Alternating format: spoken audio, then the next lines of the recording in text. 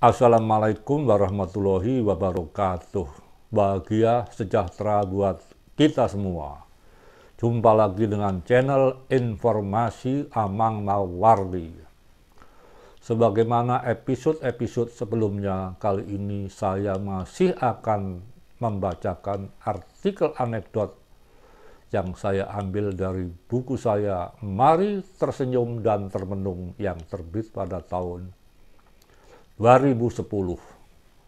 Kali ini artikel yang akan saya bacakan berjudul Istri Melahirkan. Istri melahirkan. Istri Cak Kum mengandung 9 bulan. Kata teman-teman Cak Kum, ada dukun sakti bernama Wak Jo yang bisa memindahkan rasa sakit wanita yang melahirkan ke ayah anak yang dikandung. Lantaran ingin menyenangkan istri, Cak Kum menuruti teman-temannya. Pas akan melahirkan, segera Cak Kum mengantar istrinya nengkem ke dukun sakti itu. Wak Jo lantas menanyai kira-kira seberapa kuat Cak Kum menanggung sakit orang melahirkan. Untuk permulaan, Cak Kum minta 1/4 dulu. Oleh Wak Jo, lantas kedua kaki Cak Kum diikat dengan tali rafia, lantas disuruh memegangi tempat tidur istrinya melahirkan. Kata dukun sakti itu, meski cuma 1/4, sakitnya tidak ketulungan, saking sakitnya.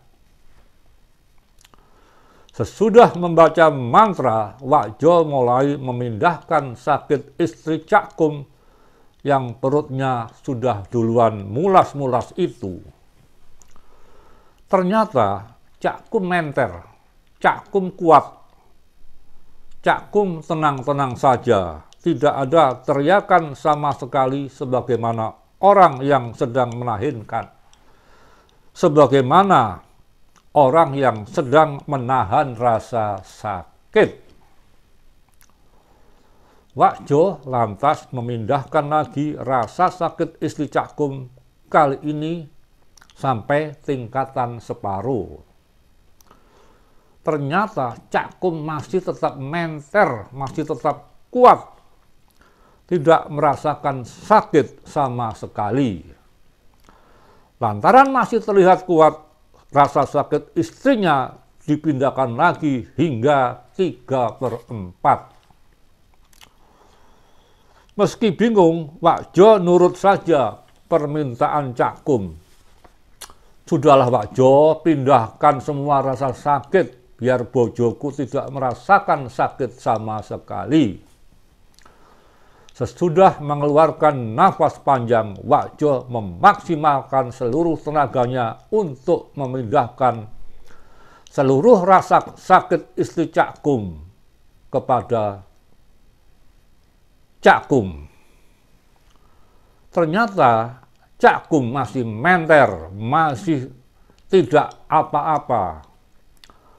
Ada sih sedikit pucat di wajah Cak Kum, tapi itu dampak rasa takut, bukan karena rasa sakit. Tidak lama kemudian bayinya lahir. Istri Cak Kum, nengkem, terlihat segar bugar. Oleh Wak Jo, Cak Kum disalami, hebat kamu nak, kuat kamu ya, tidak merasakan apa-apa. Tidak lama kemudian, Cak Kum sekeluarga pamit setelah memberikan salam tempel. Saat akan masuk ke mobil, sopir Cak Kum dibangunkan diam saja. Lantas tubuhnya digoyang-goyang.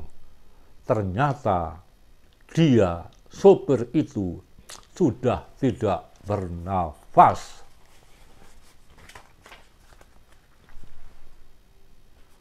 Lantas apa analisis saya terhadap artikel anekdot berjudul "Istri Melahirkan" ini. Cerita di atas menunjukkan setting kehidupan keluarga muda kaya.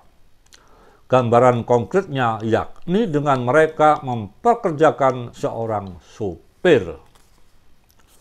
Banyak orang punya mobil, tetapi tidak banyak yang mampu menggaji supir. Kita anggap saja mereka keluarga kaya yang kira-kira masuk golongan menengah ke atas. Ada 4 pelaku dalam cerita ini, yaitu suami yang biasa dipanggil Cak Kum, lantas istri yang biasa dipanggil Nengkem, dukun sakti yang panggilannya Wak Jo itu, dan seorang sopir. Suami adalah si nasib malang. Kita bayangkan saja istrinya adalah wanita yang cantik. Dan tampaknya dia bangga dengan kecantikan sang istri. Demi sang istri, dia rela mengorbankan apapun, termasuk menahan rasa sakit saat istri melahirkan. Sang istri tipe orang yang memanfaatkan potensi kekayaan suami, sekaligus kelemahan suaminya yang bangga bukan main akan kecantikan dirinya. Tentu ada faktor X mengapa dia berani berselingkuh. Padahal suami sudah memberikan segalanya buat dia. Tapi siapa tahu sang istri pura-pura tidak tahu kalau suami juga banyak punya demenan di luar sana, atau bahkan punya simpanan istri lain. Lu bisa, gua juga bisa. Begitu kira-kira ungkapan yang menggambarkan kehidupan suami istri tersebut. Dalam konteks ini, dukun digolongkan profesi yang kalah menang nyirik. Persis profesi pengacara atau tim sukses calon gubernur, calon bupati dalam pemilu kada. Orang lain senang atau susah dalam berperkara, babak belur kalah dalam memperebutkan kursi kekuasaan di daerah, mereka tetap dapat imbalan. Nah, sopir adalah tipikal orang-orang susah yang seringkali jadi kambing hitam. Meski demikian, pada akhirnya si sopir meninggalkan bom waktu melalui istri majikan yang mengandung anak sopir itu.